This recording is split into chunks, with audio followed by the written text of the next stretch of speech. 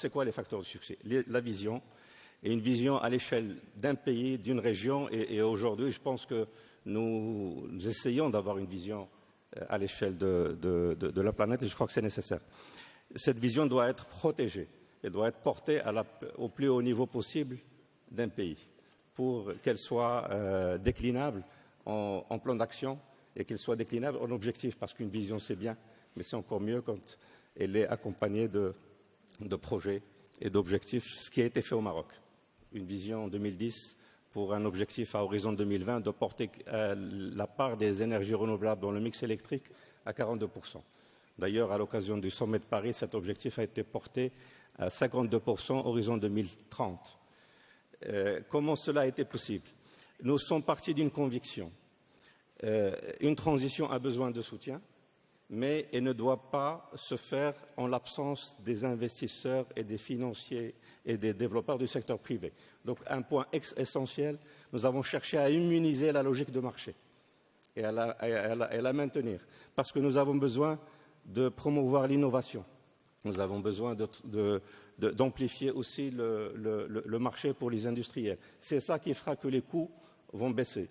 Et ceci, évidemment, grâce à un soutien des bailleurs de fonds publics que je voudrais mentionner ici, la Banque mondiale et la Banque africaine de développement comme institutions multilatérales qui ont apporté avec elles un levier grâce au Fonds de technologie propre, un levier supplémentaire. Et de l'autre côté, les bailleurs de fonds européens, la Banque européenne d'investissement, la KfW et l'Agence française de développement qui ont apporté avec elles la contribution de la Commission européenne qui a été décisive grâce au don de la facilité du voisinage.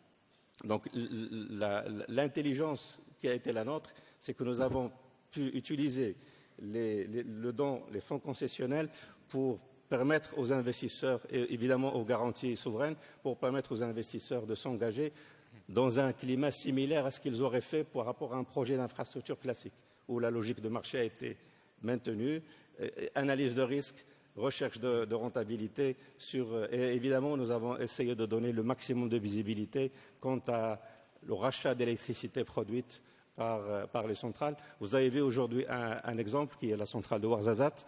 Il y a aussi le secteur éolien sur lequel nous avons fait la même approche et nous arrivons à des niveaux de coûts qui sont les meilleurs au monde aujourd'hui et nous pensons qu'il y a encore un potentiel. C'est les leçons que je voudrais rappeler. Je pense qu'il y a un potentiel encore à l'avenir. Pour atteindre cette compétitivité, il faut tout optimiser, de la conception des projets, de leur financement et aussi multiplier les projets. Cette multiplication de projets passe par une étape à venir, c'est une coopération pour faire plus de projets, y compris en dehors du Maroc. Le renouvelable n'a pas de frontières.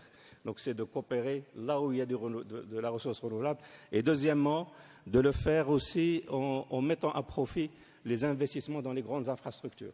Et je veux parler ici des interconnexions. Nous sommes interconnectés avec l'Algérie à l'est et nous sommes interconnectés avec l'Europe à travers l'Espagne. Je pense que cette interconnexion peut avoir un rôle encore plus important pour optimiser les investissements faits aussi bien sur la rive sud de la Méditerranée que sur la rive nord de la Méditerranée. Et à ce titre, il y a un grand projet stratégique, c'est de travailler à créer les conditions d'échange d'électricité verte entre les deux rives de la Méditerranée. C'est quelque chose sur laquelle aujourd'hui travaillent la France, l'Allemagne, l'Espagne, le Portugal et la Commission européenne avec le soutien de la Banque mondiale. Et je pense qu'il ouvrirait de nouvelles perspectives, qui est de faire de l'énergie renouvelable plus vite que ce que nous pensons, cette alternative crédible et compétitive aux énergies fossiles.